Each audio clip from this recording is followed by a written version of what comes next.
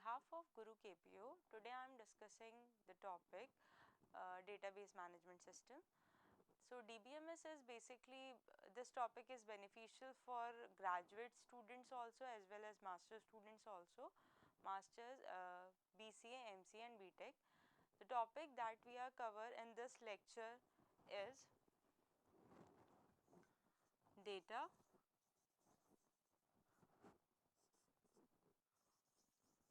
what is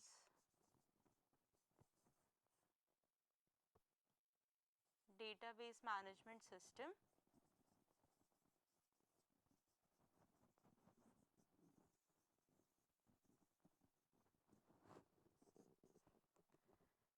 requirement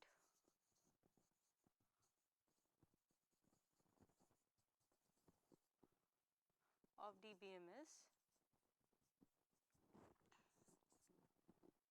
types of databases. So first topic is data.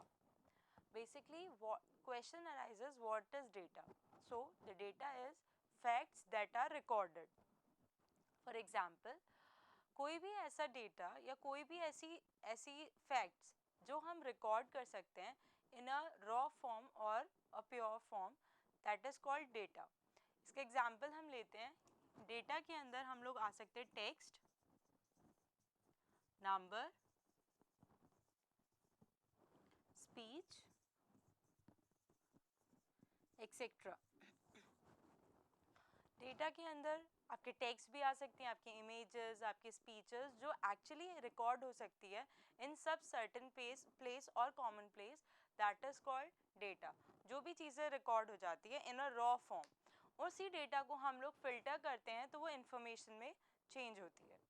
Database is what, इसी data से database बनता है, which is a collection of related data.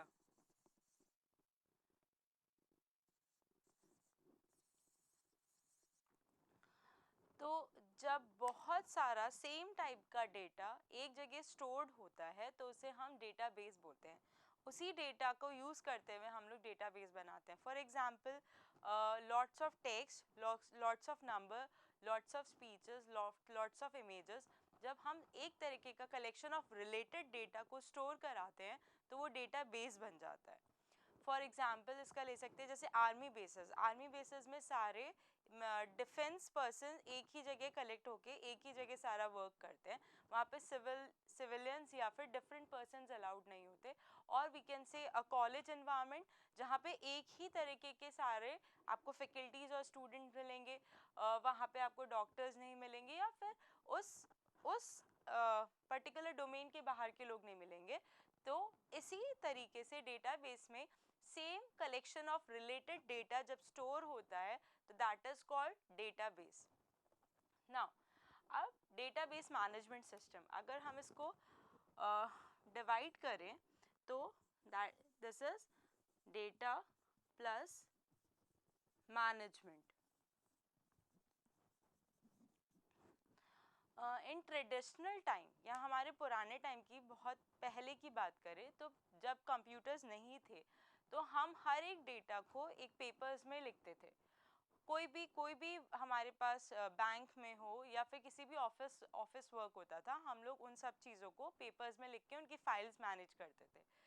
धीरे धीरे वो file एक सर्टेन इनकी कोई रेंज नहीं होती थी. जैसे जैसे इन्फॉर्मेशन आएगी, जैसे जैसे डेटा आएगा, वो फाइल वर्क बढ़ता जाएगा और उनका स्टोर करना बहुत ही ज़्यादा टिपिकल हो जाता था.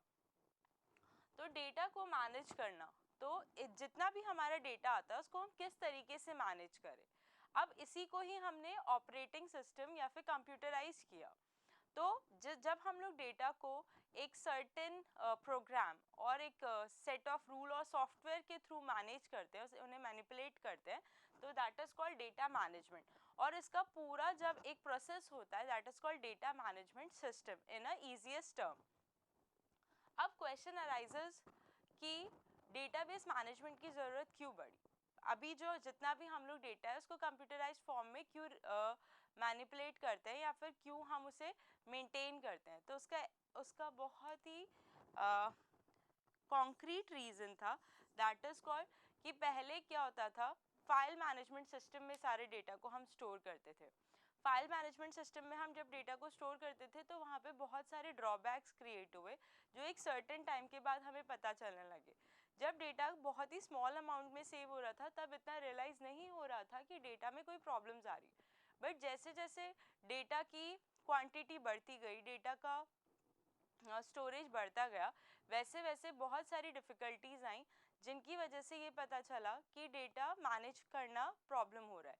फॉर एग्जांपल डेटा को एक्सेस करना प्रॉब्लम हुआ, डेटा में रिडंडेंसी और इनकंसिस्टेंसी बढ़ गई, डेटा का आइसोलेशन, डेटा की सिक्योरिटी, ट्रांजैक्शन प्रॉब्लम्स होने लग गई। सेम काइंड ऑफ डेटा हमें बार बार सेव करना पड़ रहा था, बार बार सेव होता था तो वो रिडंडेंसी क्रिएट हो जाती थी और डिफरेंट फॉर्मेट में सेम इन्फॉर्मेशन सेव हो जाती थी फाइल के अंदर, तो इनकंसिस्टेंसी क्रिएट हो जाती थी। जब हम डेटा को एक्सेस करते थे, हमें सेम डेटा को डिफरेंट टास्क और प्रोग्राम से अगर एक्सेस करना होता था तो उसके लिए हमें नई कमांड या कोई नए प्रोसीजर्स निकालने पड़ते थे, तो एक्सेसिंग डिफ़िकल्टी हो गई। ट्रांजैक्शन प्रॉब्लम, हम लोग को लॉन्ग टर्म डेटा को अगर जब ढूंढना होता था तो ट्रांजैक्शंस में बहुत प्रॉब्लम आती थी। तो ऐसे बहुत सारी एन प्रॉब्लम्स थी जो फाइल सिस्टम के अंदर प्रॉब्लमेटिक थी या प्रॉब्लम क्रिएट कर रही थी, तो उसको रिजॉल्व करने के लिए डेटाबेस मैनेजमेंट सिस्टम बनाया गया। अब डेटाबेस मैनेजमेंट सिस्टम, उसी डेटा को हमने सारा कंप्यूटराइज किया इन सम सिंगल प्रोटोकॉल फॉर्मेट और इन अ सिंगल वे। अब उन्हीं डेटा को, जब डेटा को हम लोगों को कंप्यूटराइज करना था तो उस डेटा को कंप्यूटराइज करने के लिए पहले उसको डिफाइन करना पड़ेगा ताकि आपका ऑपरेटिंग सिस्टम उन सारे डेटा को रिकॉग्नाइज कर सके। तो उसे डिफाइन करने के लिए उनके इंटीजर, कैरेक्टर और जिस नेचर का वो डेटा है उसकी वैल्यूज़ और उसकी डेफिनेशन हमें उसमें डालनी पड़ी। फिर उस डेफिनेशन के थ्रू हमें डेटा को कंस्ट्रक्ट करना पड़ा, तो डिफाइन हुआ, फिर उसके बाद कंस्ट्रक्ट हुआ। अब जब डेटा कंस्ट्रक्टेड फॉर्म में आ गया तो उसे मैनिपुलेट भी करना था।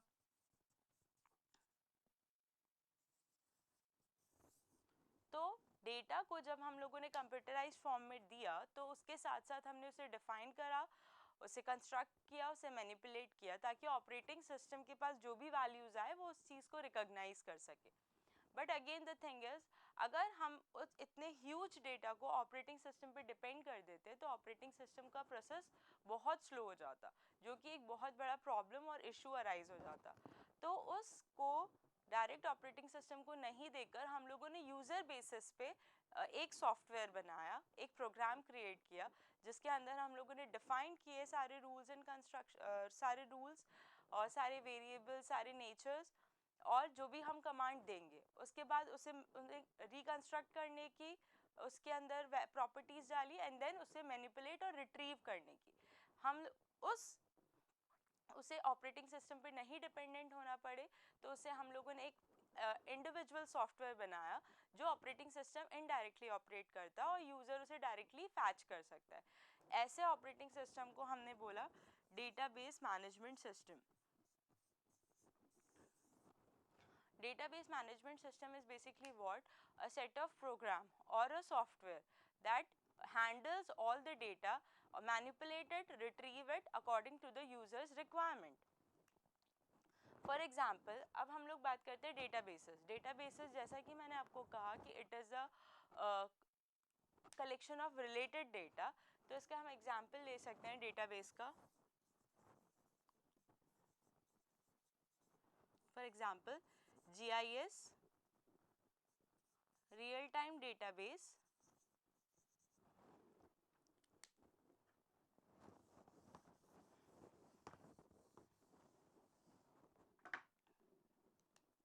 Real time database,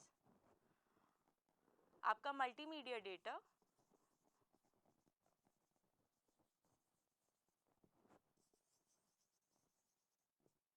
etcetera.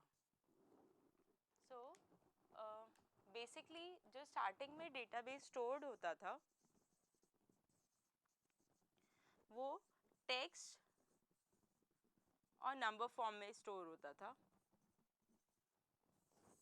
But अब जो फॉर्मेट यूज होता है वो बाउंडेड फ्री है। अब उसमें images, pages, text, number etcetera सभी फॉर्म में सेव हो सकता है।